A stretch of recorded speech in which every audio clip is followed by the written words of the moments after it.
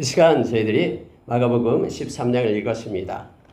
여러분, 마가복음 13장 읽기 전에요, 12장의 한 그 패러그래프를 먼저 보고 나가도록 하겠습니다. 지난 시간에 11장, 12장 내용을 하면서 너무 양이 많아가지고 한 가지 언급하고 가지 않는 내용이 있어서 이 시간 그거 먼저 보고요. 13장 오늘 읽은 것은 한 장이기 때문에 충분히 말씀을 나눌 수 있습니다. 여러분 12장 28절을 보십시오.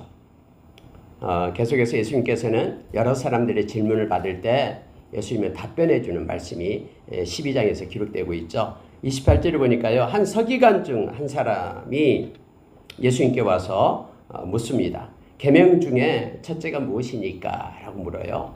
물론 여러분, 이 서기관이다 그러면은 말씀을 가르치는 사람을 얘기하죠. 하나님의 말씀을 가르치는 그가 많은 구약의 말씀들을 읽었겠죠. 그리고 내용에 대해서 연구를 많이 했겠죠. 근데 이분이 와서 이제 예수님께 묻는 거예요. 예수님, 계명 중에 가장 큰 게 뭡니까? 라고 묻는 거예요. 그때 예수님께서는 이렇게 답하십니다. 자, 29절입니다. 예수께서 대답하시되 첫째는 이것이니 이스라엘아 들으라. 주 곧 우리 하나님은 유일한 주시라. 내 마음을 다하고 목숨을 다하고 뜻을 다하고 힘을 다하여 주 너희 하나님을 사랑하라 하신 것이요. 둘째는 이것이니 내 이웃을 내 자신과 같이 사랑하라 하신 것이라. 이보다 더 큰 계명이 없느니라. 주님께서는 이렇게 또렷하게 구약에 있는 모든 말씀을 두 가지로 요약해서 말씀을 해 주시죠. 즉 하나님 사랑과 이웃 사랑으로 나타내고 있는 겁니다. 물론 10계명도 역시 마찬가지죠. 1계명부터 4계명까지는 하나님에 대한 사랑이죠. 나머지 계명은 이웃 사랑에 대한 내용입니다.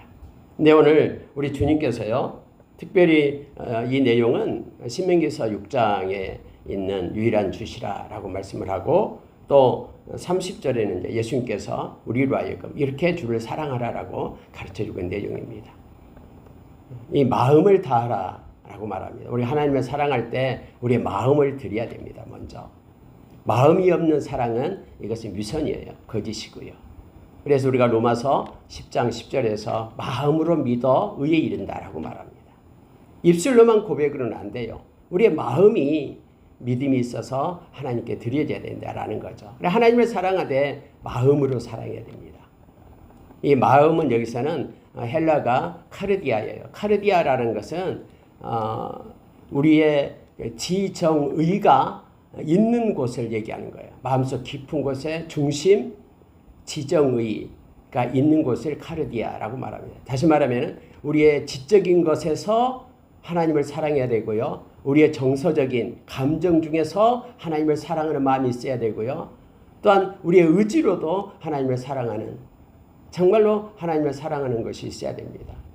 감정으로만 사는 것이 아니라 우리의 지식이 하나님 앞에 굴복되고요. 우리의 모든 의지가 하나님 앞에 굴복되고 그 하나님을 사랑하는, 우리 주님은 그것을 원하십니다. 그러기 위해서 마음을 다하고 목숨을 다한다. 목숨은 푸시케인데요. 이 푸시케라는 것은 생명을 얘기해요. 그러나 우리가 생명을 다해서 하나님을 사랑하라라고 예수님께서는 가르쳐줘요. 뜻과 힘, 이 모든 것. 그래서 여기 나온 네 가지 모든 것은 뭐 따로 구분할 필요는 없습니다만은 전 인격적으로 모든 것으로, 우리의 모든 것으로 하나님을 사랑하라라고 말합니다. 근데 우리는 이것을 잘 못하죠. 하나님, 이것은 내 거고, 하나님, 이것은 관여하지 마십시오. 내가 알아서 하겠습니다. 이렇게 하나님으로부터 분리시켜 놓은 것들이 있어요. 우리의 마음 중에도요. 그러지 말고 이 100% 온전한 마음으로, 우리의 모든 삶으로, 우리의 모든 힘으로, 힘은 능력을 나타내는 거예요. 우리가 가진 모든 지식과 모든 능력으로 다 하나님께 초점을 맞추고 하나님을 사랑하고 하나님을 위하는 삶을 살 것을 주님은 요청한 거예요. 또 하나는 네 몸과 같이 너의 이웃을 사랑하라라고, 이웃을 사랑할 것을 요청해 주고 있고, 그래서 주님께서 제자들을 계속해서 가르쳐 준 것이, 이 땅에서는 섬김이, 하나님의 나라의 그 가치의 원리가 섬김이 가장 큰 것이다라고 말씀해 주고 있는 것을 보게 됩니다. 이 말을 들은 이 서기관이 깜짝 놀라요. 맞습니다. 예수님의 대답에 완전 너무너무나 감격한 거예요. 그러면서 맞습니다 하고 이제 예수님 앞에 말하죠. 뭐 어떤 번제물을 드리는 것보다도 주님의 말씀이 맞습니다. 하나님을 사랑하고 이웃을 사랑하는 것이 모든 것입니다라고 그 맞장구를 치잖아요. 그러니까 예수님께서 네가 하나님의 나라에 멀지 않도다 하면서 칭찬하는 내용이 나오고 있음을 보게 됩니다.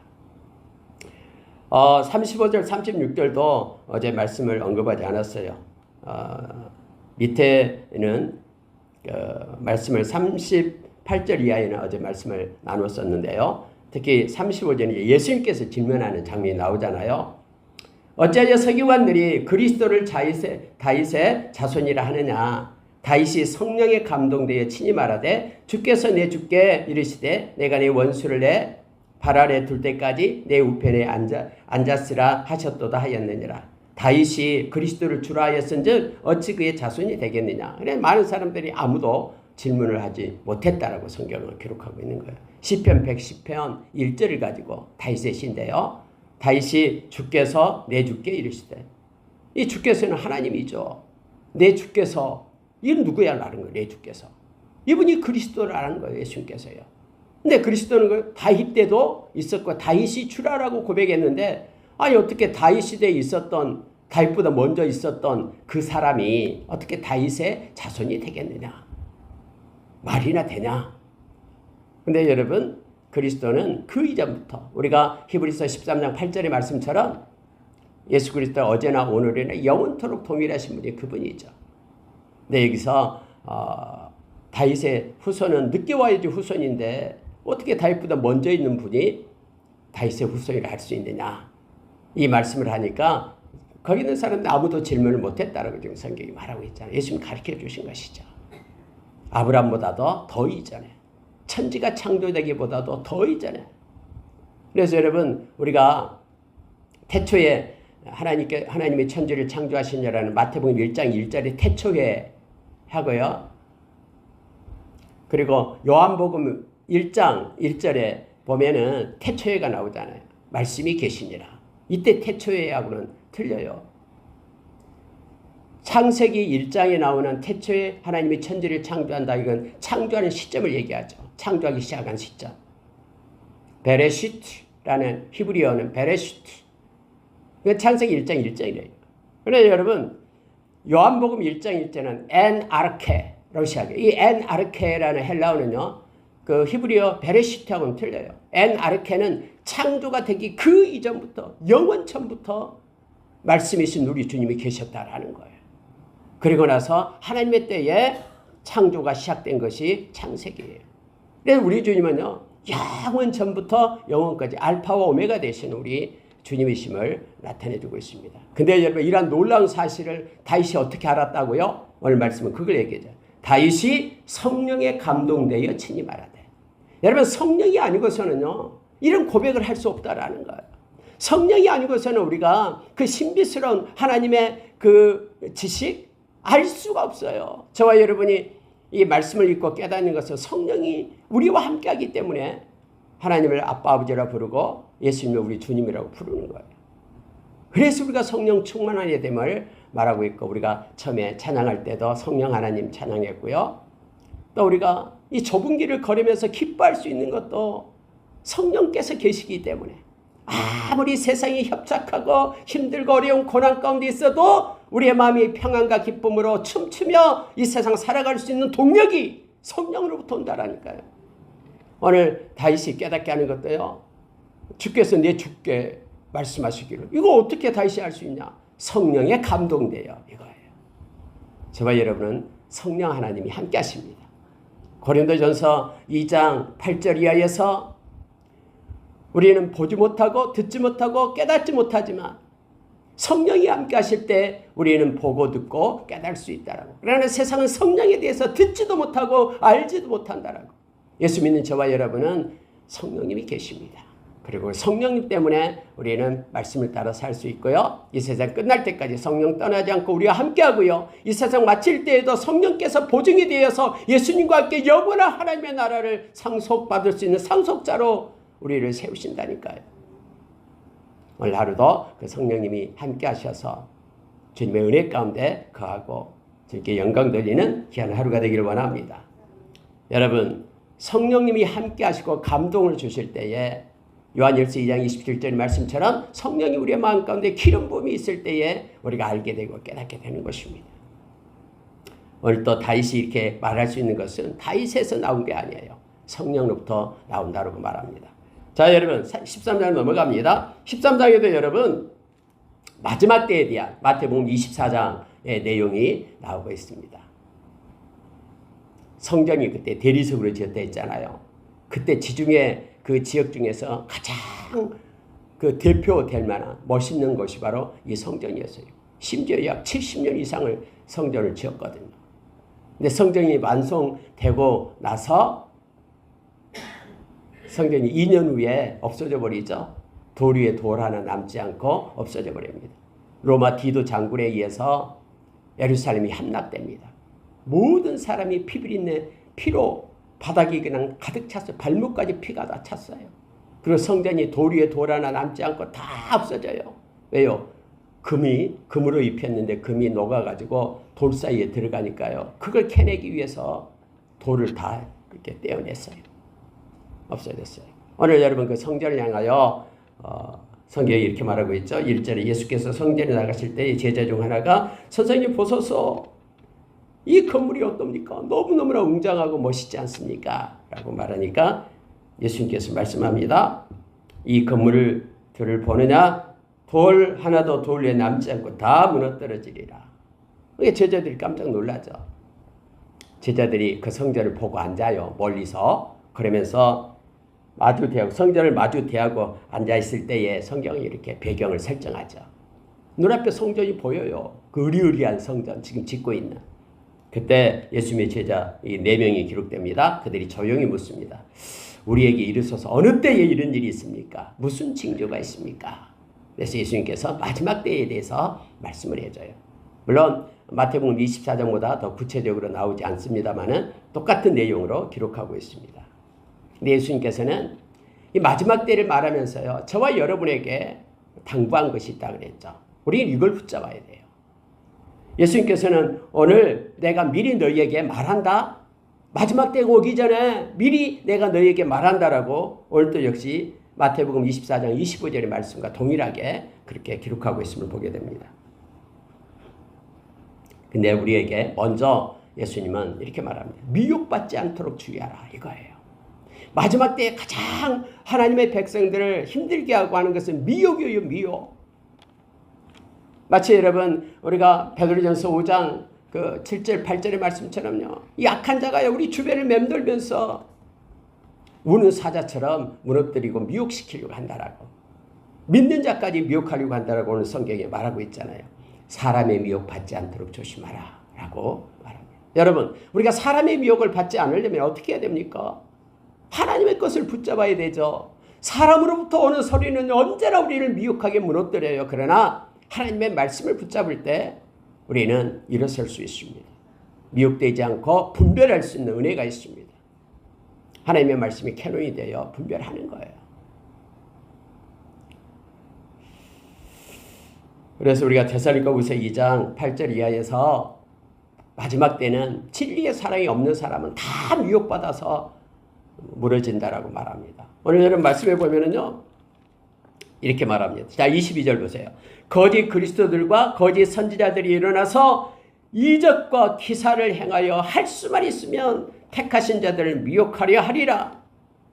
너희는 삼가라. 내가 이 모든 일을 너희에게 미리 말하였노라. 미혹받지 않도록 예수님께서 미리 우리에게 가르쳐줬다라고 제자들 향하여 그렇게 말하고 있는 거예요. 근데 여러분 그들이요 거짓 그리스도 거짓 선지자들이 뭘 행하냐면은 이적과 기사를 행하여 그래서 넘어가는 거예요. 하늘에서 불이 내려오고 금송아지가 말을 하고 여러분 요한계시록 11장에 보면 막 나타나잖아요. 그런 미혹의 영들이 그래서 말씀을 붙들지 않으면 다 넘어가요. 다 넘어가.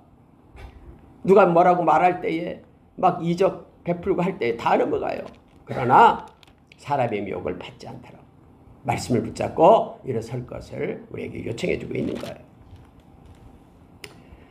자, 여러분 성경에 이제 마지막 때에 이렇게 말합니다. 난리와 난리의 소문을 듣겠으나 또 우리에게 말씀하죠. 두려워하지 말라 이거예요. 마지막 때에 너희는 두려워하지 말라 이렇게 말합니다. 7절에요. 난리와 난리의 소문을 들 때에 두려워하지 마라. 이런 일이 있어야 돼. 아직 끝은 아니니라. 민족과 민족, 나라가 나라를 대적하고 곳곳에 지진과 기근이 일어나고 이런 일은 재난의 시작이라. 여러분 지금 한번 보십시오. 지금도 전쟁 중에 있어요. 세계에서 가장 큰 나라 러시아가 지금도 전쟁 중에 있잖아요. 이스라엘도 지금 전쟁 중에 있잖아요. 곳곳에 전쟁이 일어나고 요즘은 기근이 나타나고요. 북한만 해도 수백만 명이 굶어 죽었잖아요. 또 세계 곳곳에서요. 굶어 죽은 이들이 나타나요. 지진이 일어나고 요즘에 지진 야단이잖아요. 우리나라에도 지진이 일어나고 막 합니다. 앞으로 여러분 이런 일은 무수히 일어나요. 성경에 있는 것처럼. 그러나 너희는 두려워하지 말라. 이럴 때에 두려워하지 말라라고 말합니다. 그러니까 예수님은요. 이런 험한 세상을 앞으로 너희들이 만나더라도 첫째는 미혹받지 말라. 그래서 말씀을 붙잡고 살아라. 두 번째는 두려워하지 말라 하면서 두려워하지 말아야 될 것 쭉 나타내는데요. 왜 두려워하지 마라? 성령님이 함께 하신다 이거예요. 여러분 보십시오. 이제 너희는 조심하라 하면서요. 너희가 공회에 넘겨주겠고 9절입니다. 너희가 회당에서 매질을 하겠으며 나로 말미암아 너희가 권력자들과 임금 앞에 서리라. 이는 그들에게 증거가 되게 함이라. 너희가 고난과 핍박이 올 거다라는 거예요. 그래도 두려워하지 말라라는 거예요. 하나님께서 왜 우리에게 그렇게 환난을 주고 고난을 주냐 그러면 이는 그들에게 증거가 되려 함이라. 여러분 우리로 증거를 삼기 위하여요. 그러한 일들이 있게끔 한다라고 말합니다. 우리를 핍박하고 힘들게 하고 예수를 믿는 것 때문에 우리를 억압하는 그것 하나님은 다 보시고 하나님이 사진을 찍어서 증거물로 채취하겠다라는 거예요. 그래서 하나님 앞에 심판대 앞에 섰을 때에 그들에게 내밀면서 너희가 이랬다라고 증거로 삼겠다라고 말하는 거예요. 하나님은 우리를 통해서 하나님의 백성을 통해서 마지막 때에 일하시고 계시고 심판대를 준비하고 계심을 우리로 알게 합니다. 자, 여러분 보십시오. 복음이 먼저 만국에 전파되어야 할 것이니라. 그래서 천국 복음이 많은 모든 민족에게 증언되어야 그제야 끝이 오리라라고 마태복음 24장 14절에서 우리에게 말해주고 있죠. 왜요? 증거 삼기 위하여. 그리고 구원받을 자를 부르시기 위하여. 마가복음 16장 다음에 볼 겁니다. 15절에서 너희는 온 천하에 다니며 만민에게 복음을 전파하라. 믿고 세례를 받는 자는 구원을 얻을 거지만은 믿지 않는 자는 정죄를 받으리라. 하나님께서 증거를 삼겠다라는 거예요.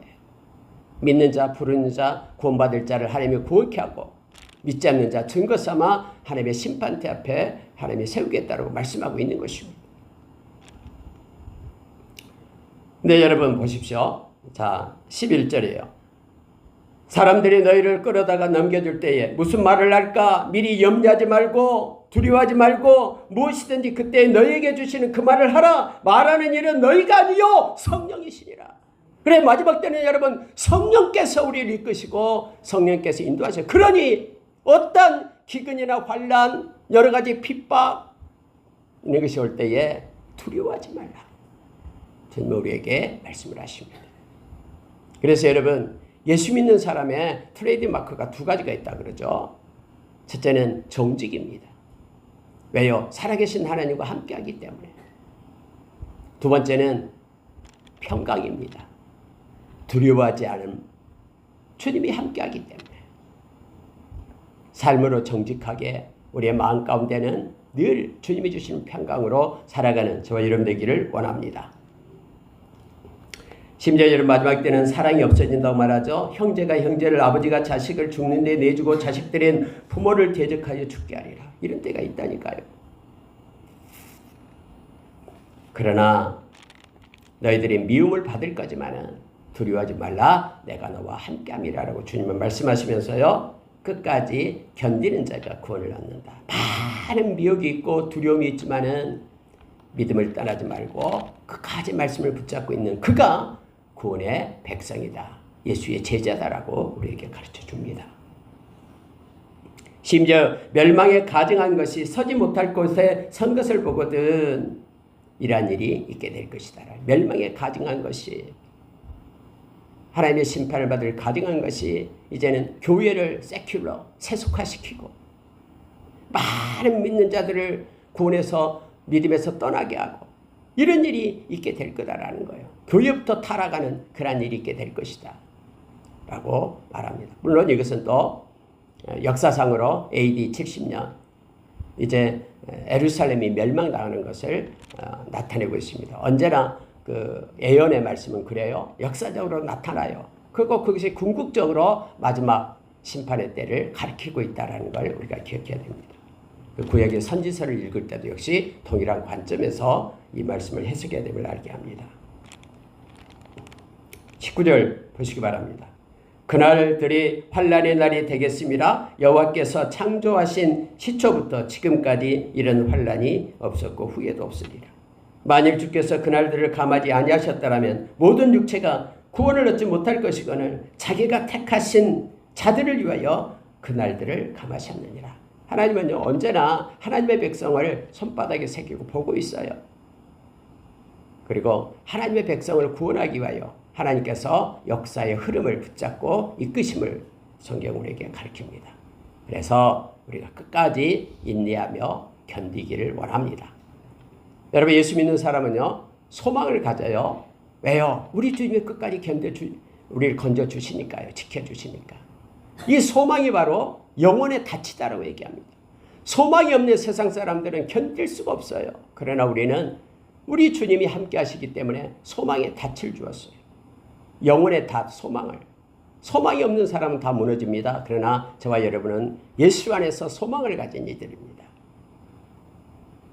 로마서 5장 1절에서 우리가 4절까지 말씀을 보면은, 그래서 여러분 우리가 환난을 봐도 기뻐하는 이유가 있다고 말합니다. 왜요? 우리는 소망을 가졌기 때문에. 그 환난이 인내가 연단이 소망을 이루느니라.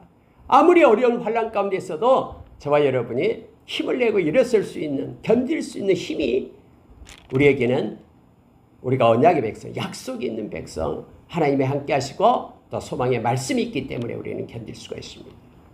오늘 말씀에서도 역시 하나님께서는 우리를 위하여, 믿는 자들을 위하여 그 환난을 감하시고 끝내시고 영원한 새하늘과 새 땅을 우리에게 주신다라고 약속하고 있습니다. 여러분 22절 다시 한번 볼게요. 아까 봤던 거요. 거짓 그리스도들, 거짓 선지자들이 일어나요. 앞으로는 계속해서 지금까지 그리워왔듯이 지금이 마지막 때잖아요. 주님이 승천하신 이후로 주님이 다시 오실 때까지 파루스야, 주님이 강림하실 때까지가 마지막 때거든요. 계속했어요. 그래서 거짓 선생들, 거짓 선지자들, 그들이 막 능력을 가지고 일어나요. 근데 여러분, 어떤 것이 그러면은 이 눈속임이고 어떤 것이 거짓 이 이적과 기사라는 것을 우리가 보면 하냐면요. 참된 이적과 기사는 하나님께 영광을 돌려요. 하나님을 위해서 나타나는, 그리고 사람을 구원의 길로 이끌어요. 그런데 거짓된 것은요 반대예요. 자기가 영광을 독차지해요. 그리고 사람들을 하나님으로부터 떠나게 해요. 그걸 통해서요. 하나님을 섬기고 하나님을 찬양하는 백성들을 나를 따르라고 하면서 떠나게 하는 것은, 이건 거짓 이적과 기사예요. 앞으로 여러분 이걸 하나님의 영광이 아닌 것은요 잘 분별을 해야 됩니다. 그리고 말씀을 붙잡고 우리가 서야 됨을 알게 합니다. 성령 충만해야 될 이유가 거기에 있어요. 성령은 지혜의 영이에요. 성령께서 우리를 이끄시고 가르쳐 주십니다. 요한복음 10장 10절에서요. 이 도적이 오는 것은 도둑질하고 죽이고 멸망시키는 거예요. 그러나 우리 주님이 오신 것은 양으로 생명을 얻게 하고 더 풍성히 얻게 하는 것이다 라고 말하죠. 그래서 모든 똑같은 이적이 일어나도요, 그 이적이 하나님의 영광이고 또 많은 사람을 하나님께로 돌아오게 하는가, 아니면 그것이 하나님의 영광 대신에 사람의 이름이 높아지고 그리고 하나님으로부터 떠나게 하는가, 이런 열매를 보면은 우리가 구원을 할 수가 있습니다. 자, 여러분, 우리 주님께서는 26절 27절 이렇게 오신다라고 말씀하십니다. 그때 인자가 구름을 타고 큰 권능과 영광으로 오는 것을 사람들이 보리라. 또 그때에 그가 천사들을 보내어 자기가 택하신 자들을 땅 끝으로부터 하늘 끝까지 사방에서 모으리라. 여러분 오늘 말씀은 분명하게 우리에게 가르쳐줘요. 우리 주님 오실 때 천군 천소리의 나팔소리와 함께 오십니다. 데살로니가 전서 4장에서 우리 데살로니가 전서 5장에서 우리 주님 오심에 대해서 나타내주고 있죠. 근데 그때에 천사들을 보내가지고 그때에 사방으로부터 주를 믿는 자들을 다 모아요. 믿는 자들의 이름을 불러서 다 불러냅니다. 그래서 여러분 마태복음에서 보면은 두 사람이 들에 나가서 부지런히 땀 흘리고 일하고 있는데 한 사람은 데려가요. 두 여자가 맷돌질을 함께 막 하고 있어요. 근데 그 중에 한 명은 데려가요. 그래서 여러분 이걸 보면은 우리가 주님 오실 걸 예비한다고 하면서 산속에 들어가서 있고 이게 아니잖아요. 평상시 일상 삶 속에서 우리는 살면서 우리의 마음은 하나님을 향하고 하나님의 거룩한 백성으로 예수의 제자로 삶을 살아가는 거예요. 똑같은 그래서 무슨 일을 하고 이 일은 착한 일, 이 일은 나쁜 일이 아니에요. 똑같은 일을 하는 가운데 있어요. 들어가서 밭을 메고요. 같이 맷돌질하고 있는 똑같은 일을 하잖아요. 똑같은 일을 하지만 한 명은 하나님께 속한 자고 한 명은 세상에 속한 자다라는 걸 알게 해요. 그래서 여러분 어떤 경우든 내가 무슨 일을 하든 그 안에 나의 중심을 하나님께 두고 하나님과 교통 가운데 교제 가운데 있어야 됨을 알게 합니다. 여러분 특히 여기에서요 27절에요. 자기가 택하신 자들이에요. 여러분 우리가 하나님을 택한 게 아니에요. 하나님이 우리를 택하여 하나님의 자녀 삼으신 것입니다. 하나님이 택하신 자들을 모으는 거예요. 우리가 요한복음 15장에서 예수님께서 말씀했잖아요. 너희들이 나를 택한 게 아니다. 내가 너희를 택하여 세웠다라고 말합니다. 아니 어떤 사람은 내가 전도도 안 받고 스스로 예수님을 영접하고 믿었는데요. 여러분 그의 마음까지도 하나님께서 택해서 이끌어 주신 거예요.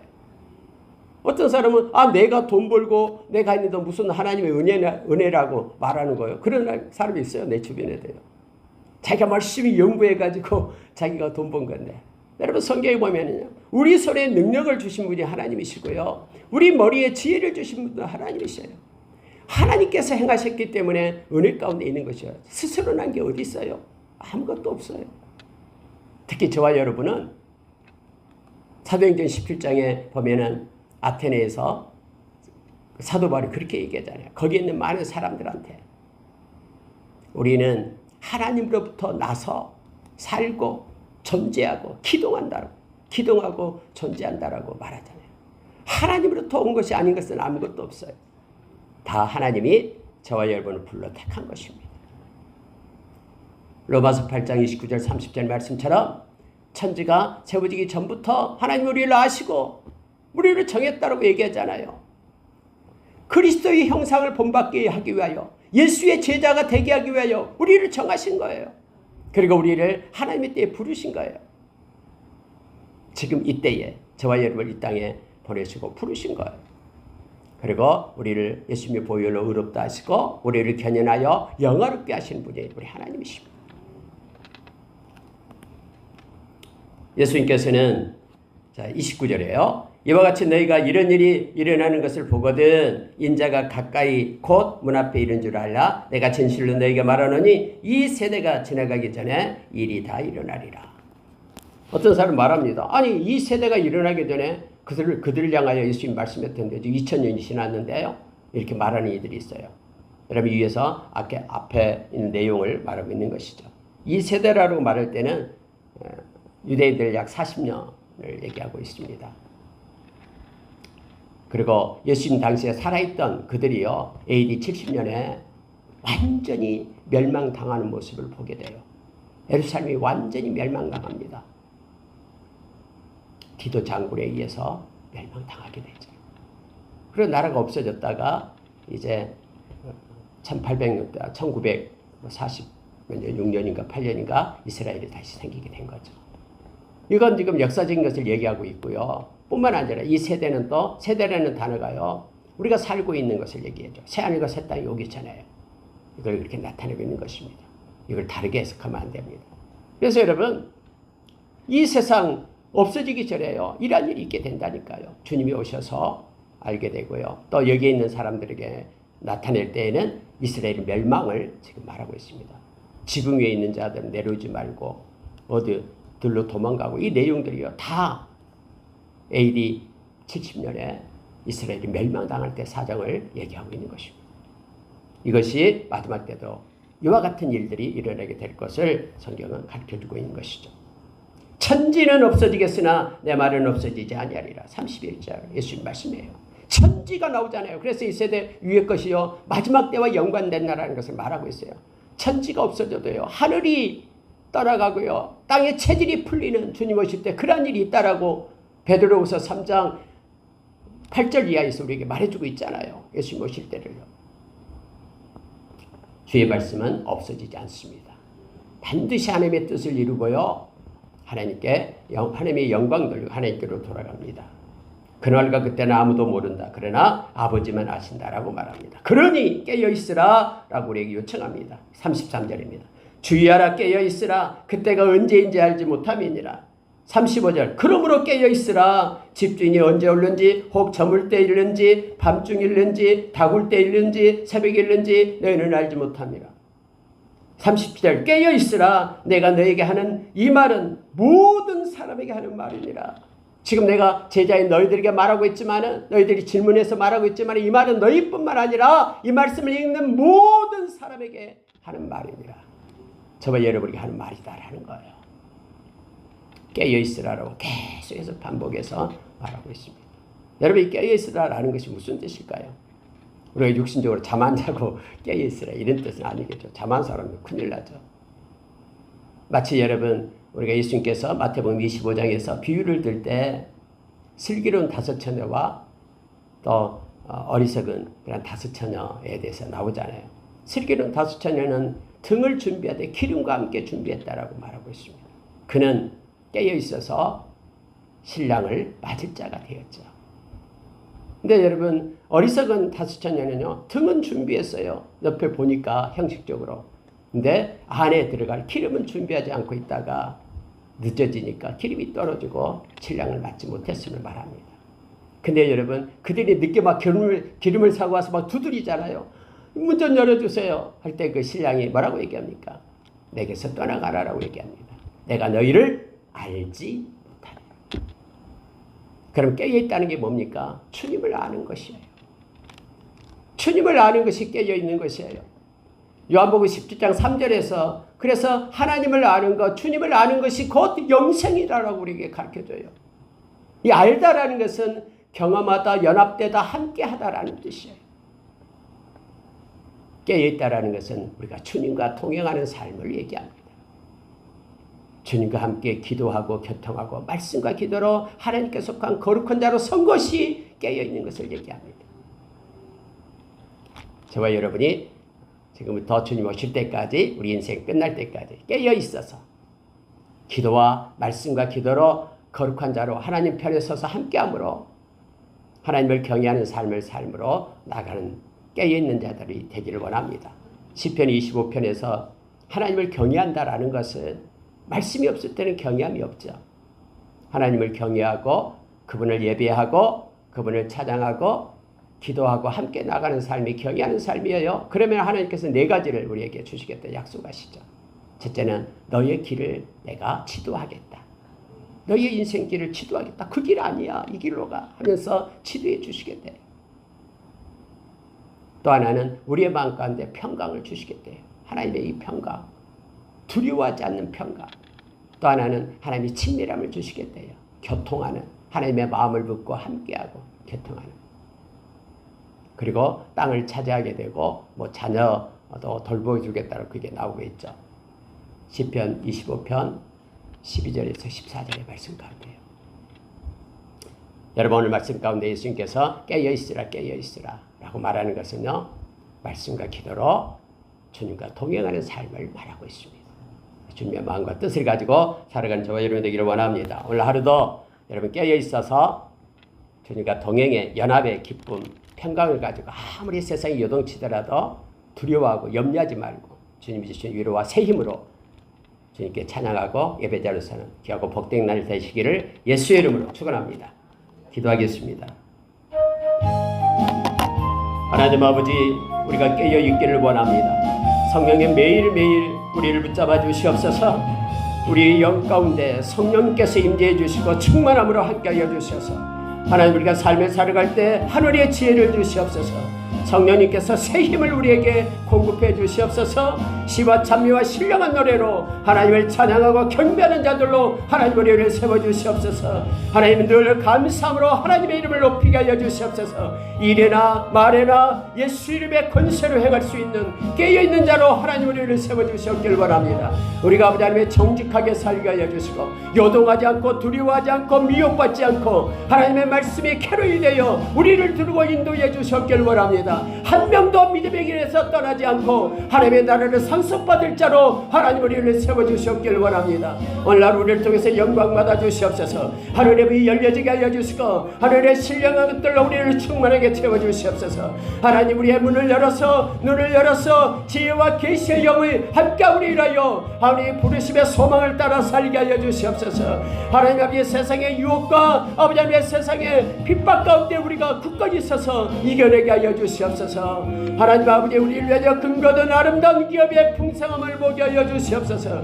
우리와 함께 하시는 아버지 하나님의 주님의 능력의 손을 보게 하여 주시옵소서. 하나님, 인도해 주심에 감사합니다. 깨어있는 당신 백성으로 우리를 세워주시고 인도하여 주시옵소서. 주께서 이끌어 주심에 감사합니다. 예수님 이름으로